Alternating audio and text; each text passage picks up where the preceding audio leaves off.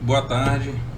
Hoje, 13 de novembro de 2023, estamos aqui para a gravação de um podcast, um videocast com nossos dois convidados.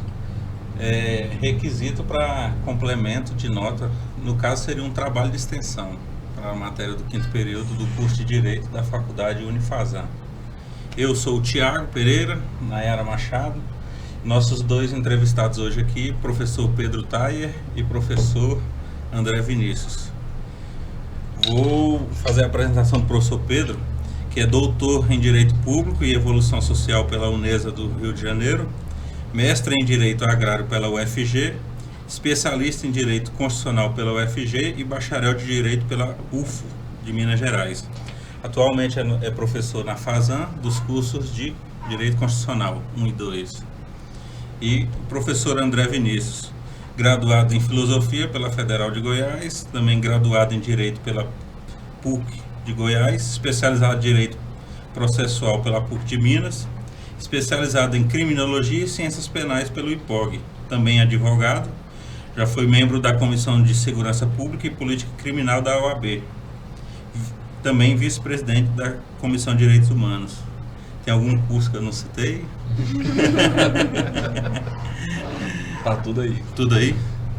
E nosso tema: juiz penal, atos de ofício e requisitos do sistema inquisitório, que perdura até nos dias de hoje. Tema que está super na moda, em voga, muitos debates interessantes para fazer, né? Mas primeiro, muito obrigado pelo convite, fico muito feliz que vocês tenham lembrado de mim. Vamos bater um papo legal hoje, né? Estou aqui com meu colega de faculdade, professor André. Temos muita coisa legal para falar sobre isso. Tá certo, eu também agradeço por estar aqui, são meus alunos, aos que eu tenho muito orgulho de estar com vocês e tal. Também estou muito feliz de falar disso, porque assim, como o professor Pedro falou, né, assim, é um tema que está acontecendo e assim, eu sou muito dessa opinião, eu gosto de falar do que está acontecendo, sabe, a gente às vezes fica muito preso no conservadorismo de falar coisas que aconteceram na década de 70, 80 e tal. É bom a gente falar isso, que isso revive e mostra que o direito não é justamente essa bola de cristal, né? O direito não é essa estátua temporal, o direito está vivo, o direito está acontecendo. Então, quero agradecer o convite de vocês, agradecer ao professor Pedro, que está aqui também, meu colega de Unifasam, também, que eu estou aprendendo muito lá com ele. Tá certo? E vamos embora, né? Vamos bate-papo. Vamos. A primeira e mais polêmica: Palmeiras tem ou não tem Mundial, professor? Não tem polêmica nenhuma.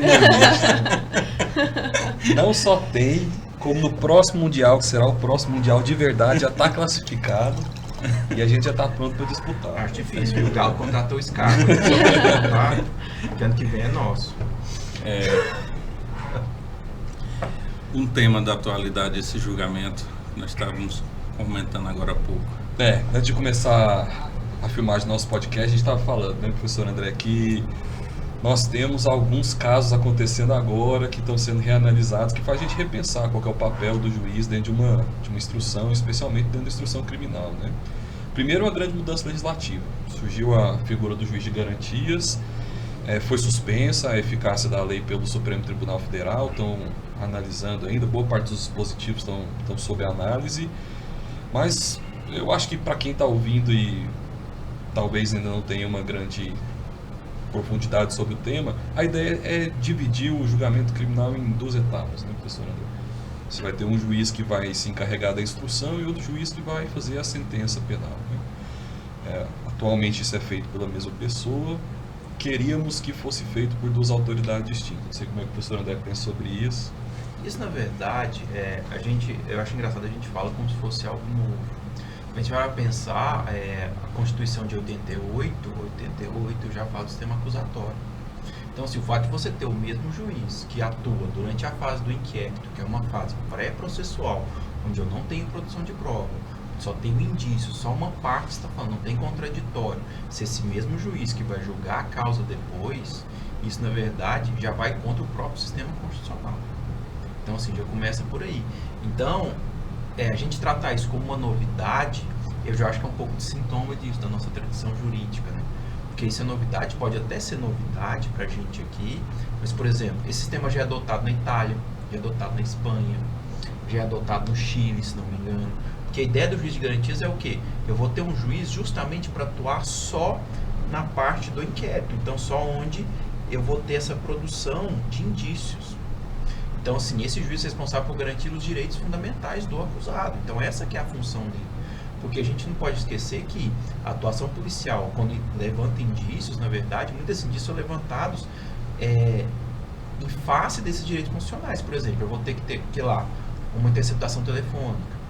Eu vou ter que ter o quê, por exemplo? Pedido de prisão provisória.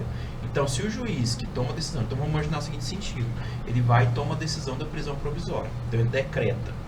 Quando chegar a pedir, isso quer dizer o quê? Que ele tem pelo menos... uma ideia de que ele pode ter cometido aquilo, porque senão para que ele ia pedir inclusive a cautelar? Aí você vai julgar para ele, e geralmente o que vai acontecer? Lógico que não é na maioria dos casos, mas o risco é muito grande dele dar o que é muito mais preferência, porque foi produzido pela acusação, do que foi pela defesa, porque ele ajudou a produzir. Para pensar, ele está ajudando a produzir. Quando ele vai lá e concede uma busca e apreensão, por exemplo, uma quebra de sigilo telefônico, por exemplo, ele está ajudando a produzir um indício. Condução coercitiva, né? Até. Exatamente. Então, assim, na verdade, o juiz de garantias, ele simplesmente é um complemento do sistema acusatório que a Constituição já traz há mais de 30 anos. Essa que é a ideia. Na verdade, a gente está tentando correr atrás de um prejuízo. Eu não li a decisão acho que do Fux, né, que suspendeu a ideia do juiz de garantias. Mas eu lembro que na época os debates a respeito eram assim, se a gente consegue colocar isso em prática. Porque assim, eu acho que tem questões até de competência para ser reanalisada, né? Como é que a gente vai fazer? Tem comarca, principalmente em comarcas menores assim, que é difícil ter um juiz. Pensa agora precisar de 2 juízes diferentes, um para cuidar lá da investigação, da produção de provas, outro juiz para fazer a sentença penal. E se você dividir isso e fizer núcleos, como tinha gente defendendo, né? Você lembra? Você vai ter um juiz na comarca, o juiz da comarca toca a instrução, né? Cuida do inquérito policial, analisa as provas, e depois você vai ter um núcleo de sentença criminal, que você vai ter vários juízes penais, provavelmente na capital, que vão só sentenciar. Como é que você vai fazer com competência depois? Depois você pode chegar lá e falar, não, a competência não é desse juiz, o juiz está na comarca de Goiânia, o crime aconteceu na outra comarca. Mas eu acho que isso é interessante, inclusive, para isso, porque é o seguinte, a gente já precisa de mais juiz no interior. Não é como se os juízes, hoje em dia, você tem juiz no interior aí que responde por 3, 4 comarcas. Ou seja, a gente já precisa. Então, assim, não é o juiz de garantias que vai fazer isso piorar, entendeu? Então, assim, eu entendo esse argumento que o professor Pedro trouxe, o argumento que o Luiz Fux trouxe, e realmente é esse, mas eu não consigo concordar, porque, assim, a gente já está precisando. Não é como se... O tribunal agora aumentou o número de desembargadores, por exemplo. Por que ele fez isso? Porque precisa. Eu lembro que a preocupação dele era essa, e era também uma preocupação, sim, com custos, né? Só pode aumentar a despesa pública por meio de lei. Aí você faz uma lei criminal que vai indiretamente, pode ser que aumente a despesa pública. Será que todos os estados vão conseguir fazer isso? Será que o juiz federal vai conseguir fazer isso? Precisa de novas leis para criar novos cargos de juiz? Ou será que a gente consegue só redistribuir os cargos que já existem? Eu sei que sim, por várias questões suspender a eficácia. Mas ao mesmo tempo, os casos que estão aparecendo na mídia agora mostram o tanto que ele é necessário. E outra coisa, você poderia fazer o seguinte, então, por exemplo, o juiz, hoje em dia, no processo penal, quando a gente tem a ideia da prevenção, então o juiz que primeiro tem contato com o fato é o juiz que se torna competente para julgar. Isso, na minha opinião, já fere o sistema acusatório, que vai contra essa ideia do juiz de garantias, tá vendo? Você tem contato primeiro, então você não pode julgar a causa, tá vendo? Então, se você faz, então vamos imaginar o seguinte, na prática, então ele tem contato, esse juiz se torna automaticamente de garantias. Então ele teve primeiro contato. Então, você não precisa trazer novos juízes necessariamente. Precisa onde precisa mais, que no interior a gente está comentando, que é a falta de estrutura para qualquer tipo de caso. Então, se não é só para o juiz de garantias. Então, ele se torna um juiz de garantias. Não precisa ser um cargo só de juiz de garantias, entendeu? Aquele juiz passa a ser o de garantias porque ele tomou o primeiro contato. Aí ele vai até, quando ele recebe, né? Ele recebeu a denúncia, mandou a parte para mandar a resposta escrita, ele já passa para o juiz da instrução. Então, já virou outro juiz, entendeu? Então, eu acho assim, em muitas varas hoje em dia você vê que geralmente tem 2 juízes, né? Tem um juiz que vai cuidar e um juiz substituto, né? Você pode meio que fazer isso entre eles, inclusive. Estou falando das varas da capital, porque interiormente é um só, então, mas na capital você já tem. Por exemplo, tudo tem 2 juízes por vara. Então já dá para você fazer essa questão, entendeu? Então acho que já dá. Então quando você fala, quando o Fux levantou essa ideia, eu acho que assim, é algo a se pensar, é algo realmente que você tem que preparar, mas eu acho que não é justificativa para você suspender. Entendeu? E ficar tanto tempo suspenso, né? Exatamente. E numa decisão monocrática, do jeito que foi. Não foi uma suspensão feita pelo plenário do Supremo Tribunal Federal, com os 11 ministros participando, foi uma decisão monocrática. Exatamente. O fato dessa modificação do juiz de garantias, no meu ponto de vista, eu já conversei com o professor André também, o juiz de garantias teria que encerrar sua atuação até o recebimento da denúncia. E isso foi modificado. O senhor acredita que isso interferiria psicologicamente no final, na sentença que esse juiz poderá dar? Eu não tenho dúvida, sim.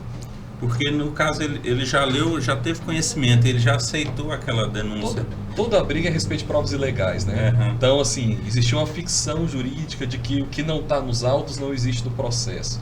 Essa é uma tradição antiga, se não me engano, acho que era direito romano, assim. Então, assim, o juiz só pode analisar o que está nos autos, o juiz só pode julgar de acordo com o que está nos autos, tudo que não está nos autos não pode participar da argumentação do juiz.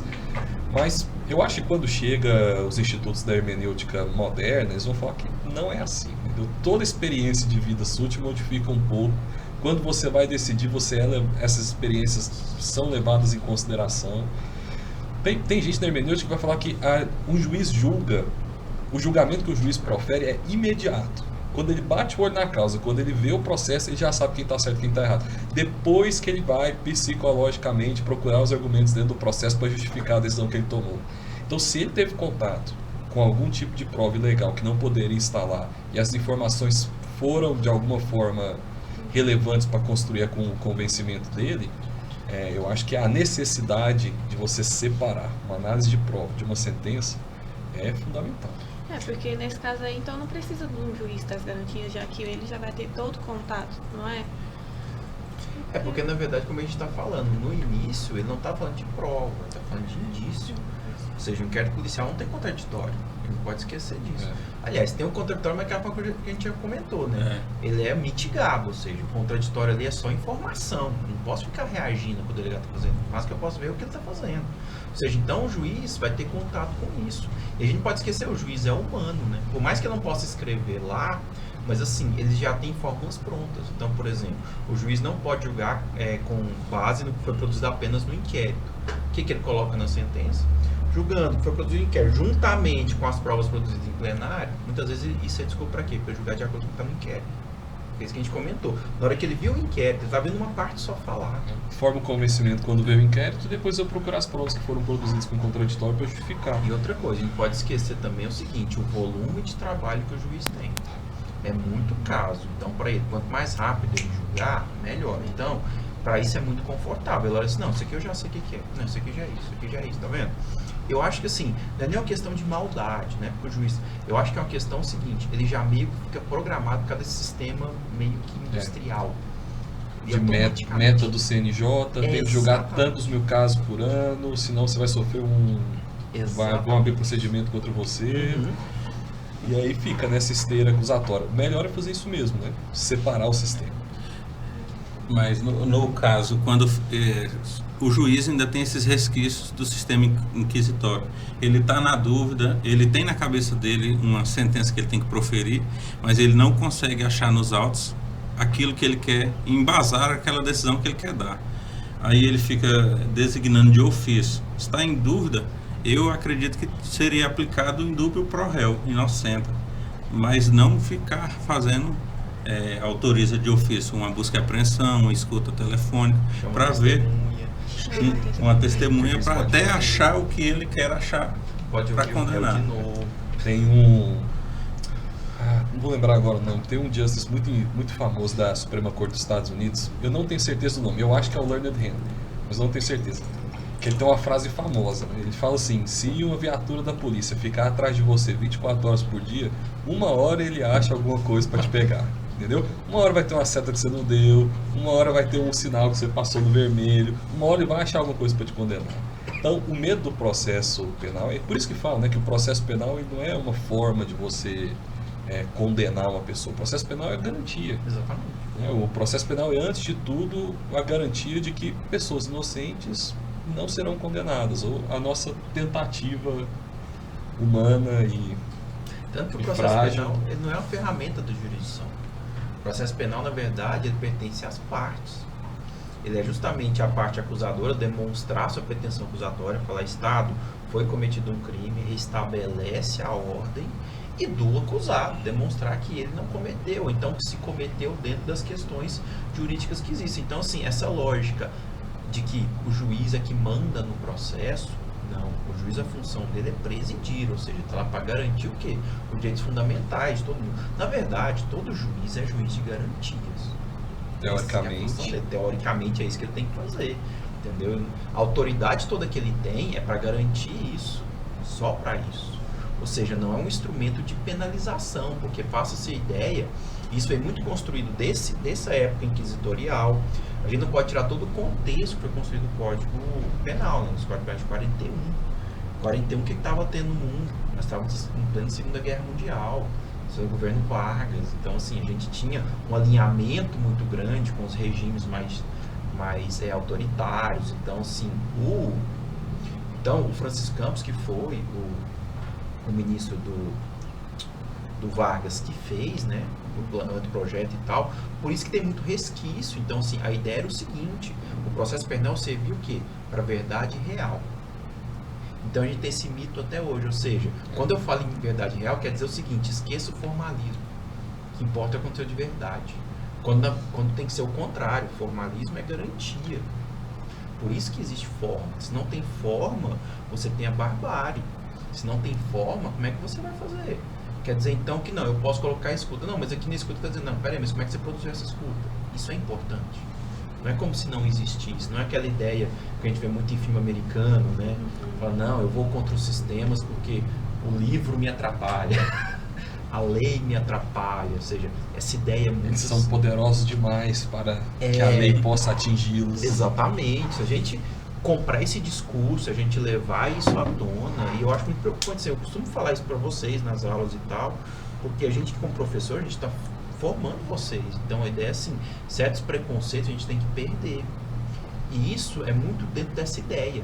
Quando você fala de uma verdade real, de algo que não precisa de conversinha, não é conversinha, na verdade aquilo é o que está te garantindo ter liberdade, porque começa desse jeito. Ah, então deixa o juiz falar o que ele quiser. Então deixa o juiz julgar do jeito que ele quiser. Deixa. Deixa eu ver onde você vai parar. Entendeu? Também, a gente conversando aqui, o Código de Processo Penal estão debatendo que logo vai ter que haver um novo, né? Começando a ficar meio ultrapassado. Desde 42, eu acho que eles estão querendo falar. É igual a reforma tributária. Desde que eu estudei direito pela primeira vez, falam que é necessário, que tem que fazer uma reforma tributária. Vocês acham que é para logo ou ainda vai mais uns bons anos assim, para ter uma nova reforma? Eu acho que demora muito, sabe por quê? Porque é o seguinte... Não tem anteprojeto pronto, até onde eu sei. Tem um anteprojeto bagunçado desde 2008, inclusive aquele deputado goiano, que era o relator, foi relator numa época, aquele magrinho, eu esqueci o nome dele agora. Dolinho. Não vou lembrar o nome dele também. Esse Campos, não sei o que Campos. Ele inclusive foi João relator. Campos. João Campos. Ele foi relator uma época, eu lembro que eu participei de umas audiências públicas na época que ele fez. Então chegou a ter uma comissão organizada para fazer um novo tem um anteprojeto. Tem um anteprojeto, eu cheguei a ler isso em 2008, Nossa! quando eu estava formando. Vai ser igual o novo Código Civil, né? Só que Faz acontece. um anteprojeto na década de 80 foi aprovado 20 anos depois. Tanto que o juiz de garantias, que veio com o pacote anticrime, ele estava lá. Ele era previsto nesse anteprojeto. Ou seja, a ideia já estava lá. O que eles fizeram? Eles arrumaram um jeito de colocar, então eles foram construindo. Porque em 2008 nós tivemos aquela reforma do Código Penal, aquela grande reforma que teve. Eu lembro disso porque eu estava na faculdade. Exatamente. E eu tinha acabado de comprar uma doutrina. comprar outra. E aí eu tive que comprar outra doutrina porque mudou tudo. Exatamente. Quando pega no nosso bolso a gente lembra. É igual o Código Civil. Eu comprei uma doutrina de processo penal do professor início do ano, agora meio do ano.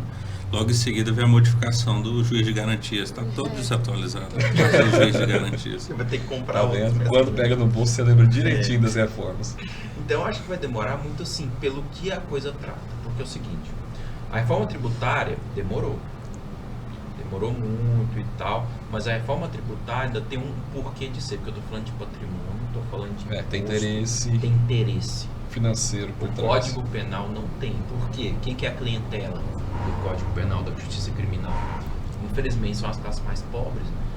Então, assim, isso não tem muito interesse. E outra coisa, o discurso autoritário, o discurso policialesco rende voto. Então, isso é plataforma de campanha de segurança pública. Se você começa a fazer, e lógico que eu não estou dizendo aqui que vai ser a lei que vai resolver isso, não vai, nunca vai ser. Segurança pública resolve com política pública. Então, você não tem isso aí, na verdade, a criminologia já não, ninguém mais cai nessa conversa, né? Vamos colocar esses termos, né? Aprova a nova lei, magicamente a criminalidade vai abaixar. Mas, por exemplo, se você começa a mudar a dinâmica do olhar da justiça criminal, eu acho que isso já ajuda, entendeu? Porque se você continua olhando com a ideia de que eu tenho que punir, de que eu tenho que isolar, só na punição... E eu nem sei se é uma boa um código penal também, quando, assim, o perfil majoritário que a gente vê das campanhas políticas é o quê? Agravar, aumentar a pena... Menoridade penal. Diminuir menoridade penal...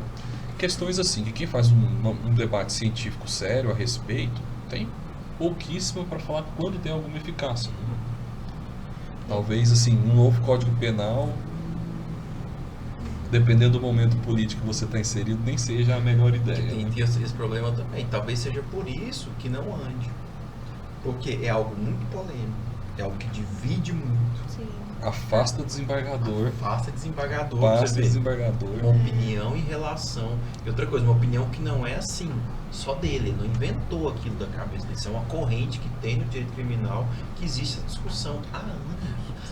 Décadas. Há décadas. E ele deixou claro antes que era uma opinião dele, dentro daquele contexto do processo. Nem foi Era uma pro opinião voto própria. dele. Não, Exatamente. que era o que acontece e todo mundo sabe o que acontece. Para você ver, em tempos de campanha política, como a gente vai começar agora, né? Campanha municipal, e esse tipo de debate.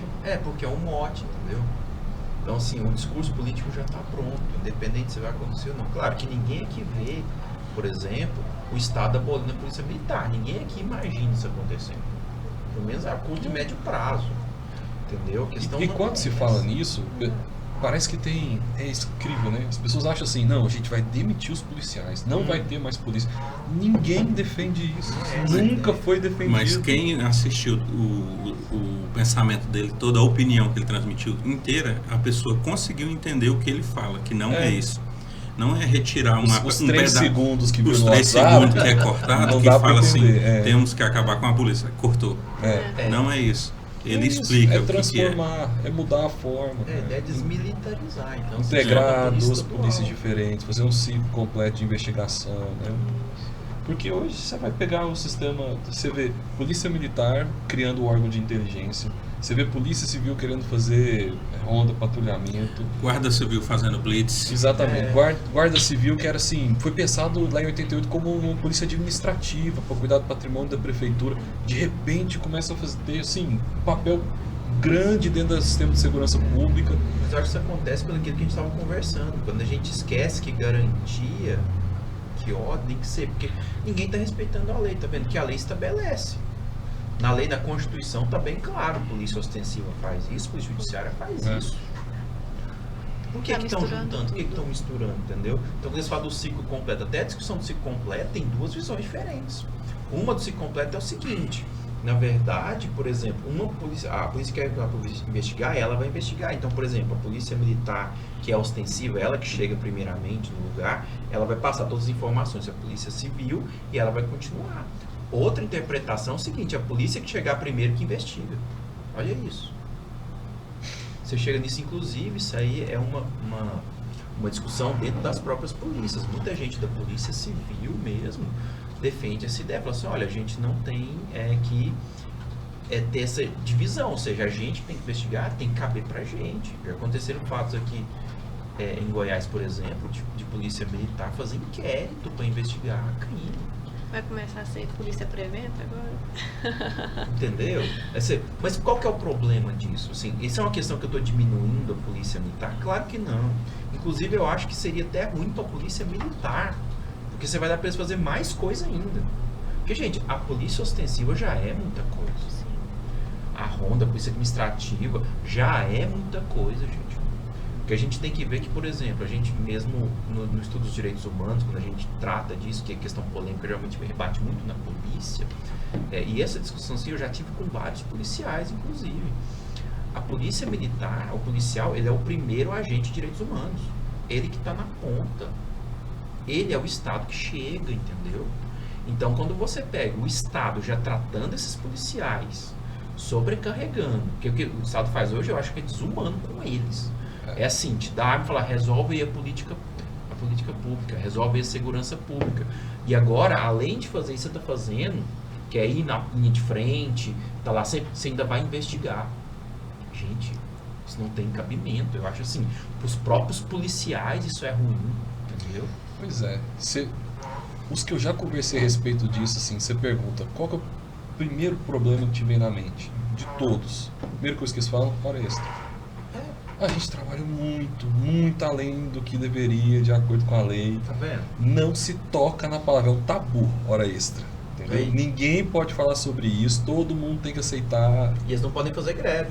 Exatamente. Eles são militares. Exatamente. Ou seja, nem esse direito de greve, ou seja, é uma coisa que se você desmilitarizar, tirar essa lógica militar, que essa que é a ideia, o que você vai fazer? Você cria uma polícia estadual, entendeu? Então, mas cada um no seu quadrado, a polícia não deixa de existir.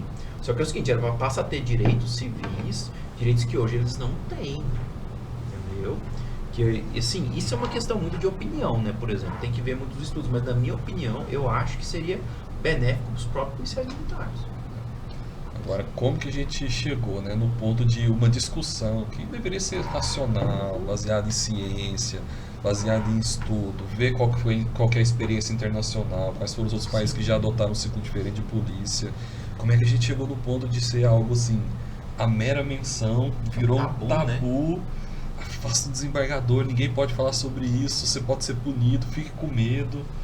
Sem contar a mensagem política que passa, né? Porque, por exemplo, você está vendo o quê? O chefe de um poder atuando diretamente em outro poder. Porque quando o tribunal afastou, qualquer mensagem que ele passou. Logo depois de um vídeo, né, de uma autoridade política falando. Ou seja, né? Porque assim, o governador, assim como o desembargador, está falando a opinião dele. Que está totalmente no direito dele. A grande questão é o que reverberou depois disso. E assim, tem que ter uma separação clara entre o que é política e o que é judiciário. Claro. Né? Eu acho que, se você pegar os livros mais antigos assim, que eles falam decisões políticas podem ser revistas depois pelo judiciário, decisão do judiciário não. Decisão do judiciário tem força de formar coisa julgada. Então, teoricamente, ela pode ser definitiva. Por isso que ela é uma decisão completamente diferente das outras. Ela não é baseada em juízo de oportunidade e conveniência. Ela é baseada em critérios racionais elaborados dentro de um processo. Exatamente. Né? Legislação e critérios racionais elaborados dentro de um processo. Então, assim, quando você vê uma autoridade política fazendo política, você meio que é aquilo, né, que ela faz. Ela foi eleita para aquilo, ela tem a legitimidade democrática para aquilo. Exatamente. Agora, quando isso passa para um órgão que tem o poder de tomar uma decisão que é definitiva, que teoricamente ninguém poderia discutir depois, ou seja, que vai ter a força da coisa julgada, passa a ser algo grave, assim. Gente, o legislativo é o limite. Ele é o limite, ou seja, por isso, então, o legislativo, desculpa, o judiciário, falei errado. O judiciário é o limite. Então, assim, ele que tem que ser a salvaguarda. Quando você vê que esse limite então está sendo passado e o tribunal simplesmente abaixou a cabeça, isso é muito preocupante. Eu fiquei muito preocupado. E o resultado é o que a gente estava conversando, né? Um pouquinho antes da gente começar a nossa gravação aqui hoje. A gente acabou de ver aqui no Brasil um dos casos que estava falando. Eu acho que vai ser estudado nos livros de história do direito como um dos maiores erros da história do judiciário brasileiro. Virou até documentário lá do Globoplay, né? Que é o caso do Leandro Bossi e o caso Evandro. Então, o que se viu lá foi um jornalista que faz um podcast descobrindo no meio das suas investigações fitas que demonstram como, lá no Paraná, alguns policiais cometeram tortura para obrigar suspeitos infundados, assim. Não tinha nada de indício contra eles, era algo completamente absurdo a aceitar que fizeram crime, né? Confessar que fizeram crime. E 30 anos depois, 3 décadas para uma revisão criminal por 3-2, diga-se de passagem, por 3-2, não foi unânime, Ou seja, com as ouvindo na revisão criminal, tocando no julgamento, os áudios que são claríssimos. Né? Quem tiver interesse consegue achar isso depois na internet. Tá vendo a força do caráter autoritário? Que é isso que eu acho interessante, porque assim, é justamente isso. Poxa, tá, eles torturaram, mas eles conseguiram a verdade. Estão vendo a questão da verdade real? Busca da verdade real. Não importa a forma, importa que eu cheguei lá, entendeu? Essa visão. Ah, mas eles confessaram, mas como é que eu vou desfazer isso? Não, eles confessaram sobre tortura. A teoria da bomba relógio. Exatamente, confessaram sobre tortura. Sobre tortura você fala qualquer coisa. E o prejuízo é duplo, né? Exatamente. Em primeiro lugar, o prejuízo, talvez o maior de todos, seja, acho que foram 3 ou 4 inocentes, ficaram quase 30 anos para conseguir provar a inocência. Chegaram a cumprir pena, chegaram a ficar preso. Todo mundo, imagina, cara, todo mundo que você conhece acha que você está envolvido no ritual que matou uma ou duas crianças, né? Dependendo de quando você vê o caso Evandro. Da década de 80. Ou seja, se hoje as pessoas são muito religiosas, mas na década de 80, o que era isso? Você ter justamente o rótulo de ser um satanista socialmente, gente, tem que dar graças a Deus, eles não morreram na rua. Pois é, o fim da vida social das pessoas. E agora para reparar isso, né? Pois é. Se houver reparação. Reparação é impossível, né? A gente faz o mais próximo possível, mas reparar é uma vida perdida, cara. 30 anos. Quase a vida Entendeu? É inteira. uma vida perdida. E, Sem contar entendeu? tudo social. E o risco é duplo. Em primeiro lugar, você faz inocente. Em segundo lugar, você tem um assassino que matou 2 crianças que ficou Que solto. ficou Impune. Sabe assim? E se ele fez isso com outras crianças, a gente não está sabendo ainda. Né? E se ele mudou de estado, como aconteceu no caso do Evandro, né? O cara saiu do Maranhão para Os o meninos da Pará. Altamira, né? E assassinou 30 crianças lá. Então, grave assim o que aconteceu.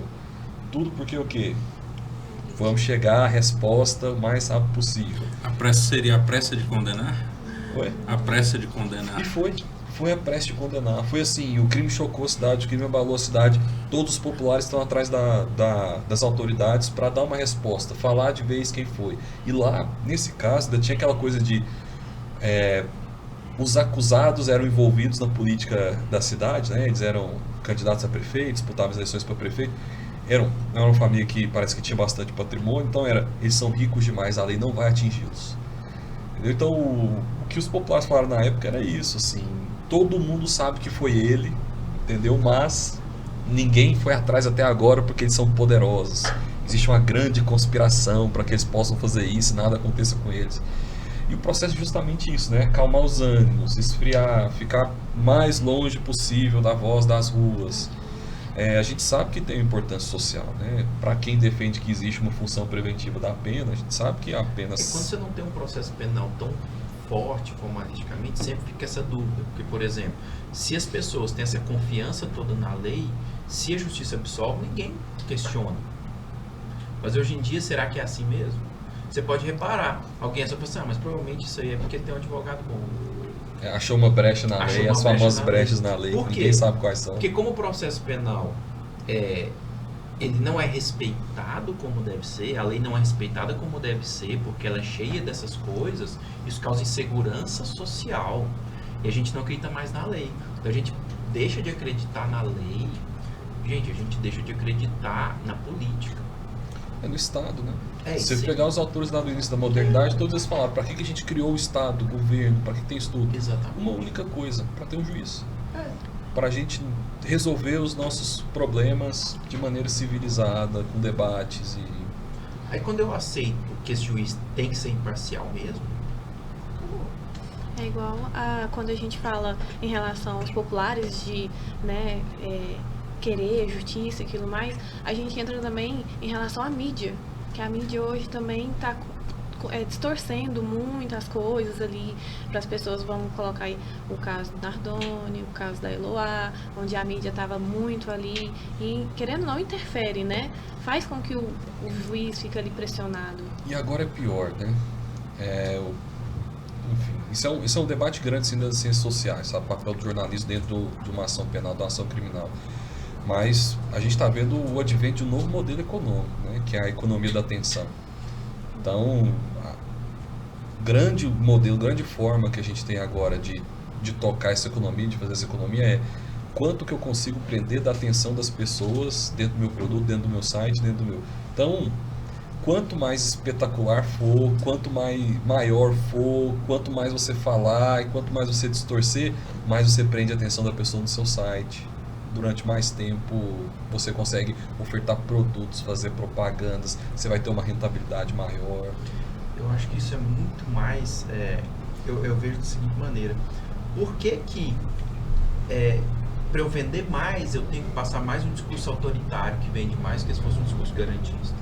Porque eu já tenho essa ideologia nessa sociedade. Ou seja, o que esse tipo de marketing da atenção faz? Ele percebe o que naquela população chama a atenção e eu fortaleço aquilo ali. Então, sim, eu não estou muito preocupado com direitos fundamentais. Por quê? Qual que é a moda? Direito fundamental protege bandido. O bandido não está aqui. E essa é uma construção, gente, de anos. Isso vem da nossa formação política, nossa formação social. Então, na verdade, essas ferramentas, que a gente comenta, por exemplo, do jornalismo, da mídia, tanto que eu tenho que cuidar quando eu falo mídia, porque, assim, mídia é um termo tão genérico, tanta coisa vazio, diferente. Exatamente, que você pode usar para qualquer coisa. Você pode considerar como mídia, por exemplo, qualquer rede social que você tem hoje. Né? E qual que é a estrutura que uma rede social hoje ela é dirigida? Eu vou criar um programa, esse programa vai ter um algoritmo, e o único objetivo desse algoritmo é fazer você olhar para o celular o maior tempo possível. Então eles passam suas notificações para toda hora você tem que olhar o celular, eles separam o que você gosta de ver, o que você não gosta de ver, porque eles sabem que se mandar para você só aquilo que você gosta de ver, você vai ficar mais tempo no celular. Quanto mais tempo você ficar no celular, mais anúncio ele te mostra, mais dinheiro ele ganha. E ele tem o seu perfil. Então, se você gosta de espetáculo, se você gosta de ficar olhando as notícias de quem morreu, se você gosta de pré-julgar todo mundo antes mesmo de ter um mínimo, né, de investigação, o resultado não é outro. E a gente tem que entender o seguinte, essa mídia, ela tem dono. Não é como se a mídia fosse um ser político.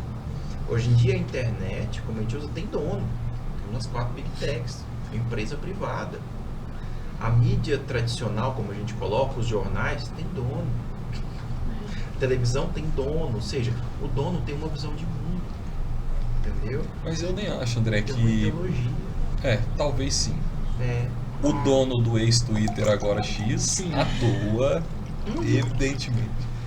Me falaram que o Twitter virou o Dojo Casa House lá da Barbie. Cara, eu vou te falar que eu nunca tive Twitter. Eu também não. Eu tenho é a Cracolândia da internet. Você pode falar o que... Lá você pode falar o que você quiser que... terra de ninguém. Terra de ninguém. Então tem, cara, mas no resto eu acho que é uma lógica de mercado mesmo, assim, para as informações, sabe? Olha, se eu vou dar pro povo exatamente o que ele quer consumir, se tá distorcido, não tá distorcido, se precisa de apuração, não precisa de apuração. Até que se fala hoje em dia que o perfil do jornalismo mudou-se. Antes o jornalista queria que ia atrás da notícia, que investigava, que analisava. Isso não cabe mais. Mas é justamente isso que eu estou falando. Por exemplo, quando eu falo de uma empresa privada, o que a empresa privada quer? Lucro. Eu tô querendo dizer, então essa ideologia que eu estou querendo dizer é justamente assim, é a ideologia do mercado. É isso mesmo. Não é questão de que, por exemplo, o dono da Amazon é de direita ou de esquerda. Independente, para ele assim, ele quer ganhar dinheiro. Então, por exemplo, se ele perceber que a maioria, vamos imaginar que ele é de direita, imaginando aqui, se ele perceber que o que dá dinheiro para ele é um discurso de esquerda, você pode ter certeza que ele vai pegar o discurso de esquerda. Para onde vai o dinheiro? E para onde vai o dinheiro, porque é isso aqui manda, entendeu? Então, assim, como hoje tudo é direcionado, então, por exemplo, como eles têm todo o seu perfil, então, por exemplo, tem até uma brincadeira que eles fazem, se algo é de graça e você tem que se cadastrar, é porque o produto é você. Então, assim, a gente cede as nossas informações. Então, o que eles fazem? Eles fazem o perfil. Então, chega para você o que eles sabem que você vai consumir. Então, por exemplo, tem muita coisa que por isso que a gente cria as bolhas, né? Tem muita coisa que não chega na gente. Às vezes você descobre na internet, você vai olhando, tem um perfil lá que você nunca ouviu falar e ele tem 15 milhões de seguidores. Verdade. E em matéria criminal, quando você vê o que eles chamam de jornalismo declaratório, né? Que é assim, o jornalista que não é porque ele não quis, é porque ele não pode mais, não se permite mais que ele tenha tempo para fazer isso. Mas o que o jornalista faz? Agora o negócio eu vou pegar 20 matérias sobre o crime que acabou de acontecer, eu vou picar ela e toda hora que você abrir seu celular vai ter uma matéria diferente sobre aquilo. Testemunha disse que professor do jardim de infância do acusado falou que ele... e declaram notícias sem nenhum tipo de análise, sem nenhum tipo de aprofundamento. Por quê? Porque é a nova forma da economia, a economia da atenção. E você percebe que assim, um juiz garantista, um juiz que cuida, um juiz que se preocupa com uma pessoa ser julgada de maneira correta, de maneira justa, que as garantias fundamentais delas sejam respeitadas, se torna mais necessário ao invés de menos, né? Quanto mais tecnologia se impõe, parece que mais a gente precisa proteger as pessoas dentro do processo criminal. É fácil demais condenar. Erros são fáceis demais de serem cometidos, né? Então, encerramos. Queria agradecer a presença dos dois professores que disponibilizaram o seu tempo e o seu conhecimento conosco. Agradeço mais uma vez pelo convite e estamos à disposição para os próximos episódios. Tem uma lembrancinha para cada que a gente gostaria de entregar. Eu também Nossa. quero agradecer, tá? Foi muito legal Nossa, conseguir foi conversar com vocês. Pena que foi rápido, né? Achei que foi muito rápido. Vamos transformar isso aí numa série. Vamos. Vários episódios. Esse aqui é do professor Pedro Saia.